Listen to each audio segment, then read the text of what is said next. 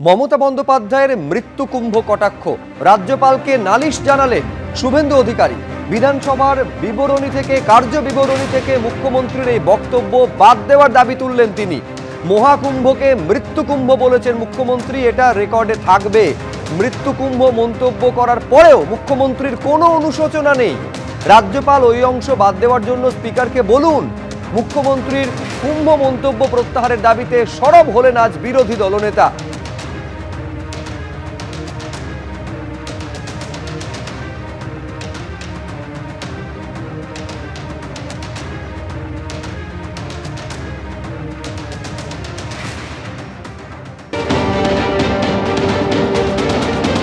একশো কোটিরও উপরে গোটা পৃথিবীর সনাতন, তাদের আস্থায় আঘাত দিয়ে মৃত্যু শব্দ ব্যবহার করে মাননীয় মুখ্যমন্ত্রী বিধানসভার মতো গৌরবের পীঠস্থান, ঐতিহ্যের পীঠস্থান, মর্যাদার পীঠস্থানে মৃত্যুকুম্ভটা যে রেকর্ড করিয়ে দিয়ে গেলেন, কেউ চিরদিন থাকবে না, বিধানসভার রেকর্ডে এটা থাকবে।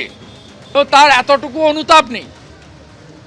যদি ভুল করেও বেরিয়ে গিয়ে থাকে সেটা প্রত্যাহার করার কি আছে? এটা তো বিজেপি বা কোনো রাজনৈতিক দল বা বিরোধী দলনেতা বা কোনো এমএলএ বা বিজেপির কোনো নেতার কাছে বা রাষ্ট্রবাদী সংগঠন, সনাতন সংগঠনের কাছে আত্মসমর্পণ নয়। সমগ্র হিন্দু কমিউনিটির উপরে আপনি আঘাত করলেন।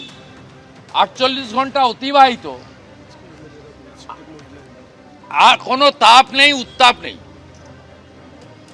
কোনো তার অনুশোচনা নেই। রাজ্যপাল মহোদয় প্রপারলি স্পিকারকে বলুন এক্সপাঞ্জ করতে। আমরা চাই না রেকর্ডে থাকুক। শুভেন্দুবাবু হচ্ছেন তৎকাল হিন্দু, তৎকাল হিন্দু। শুভেন্দুবাবু হচ্ছেন তৎকাল হিন্দু। দীর্ঘদিন ধর্মনিরপেক্ষ রাজনীতি করেছেন, দুর্গাপুজোতেও গিয়েছেন, ঈদেও গিয়েছেন, বড়দিনেও গিয়েছেন।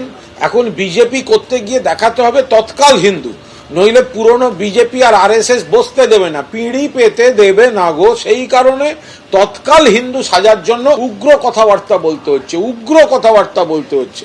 তো সেইগুলোই জন্য এই সমস্ত অবান্তর কথাবার্তা। তৎকাল হিন্দু, তাকে তো দেখাতে হবে যে আমি এই পুরনো বিজেপি আর পুরনো আরএসএস এর থেকে এগিয়ে। তো সেই কারণে শুভেন্দুবাবু সমস্যা হচ্ছে যে শুভেন্দুবাবু তৎকাল হিন্দু।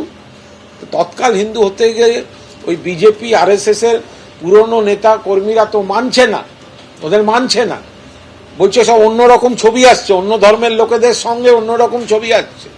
তুমি যতই হিন্দু সাজার চেষ্টা করো, ফেসবুকে বেরিয়ে আসছে তো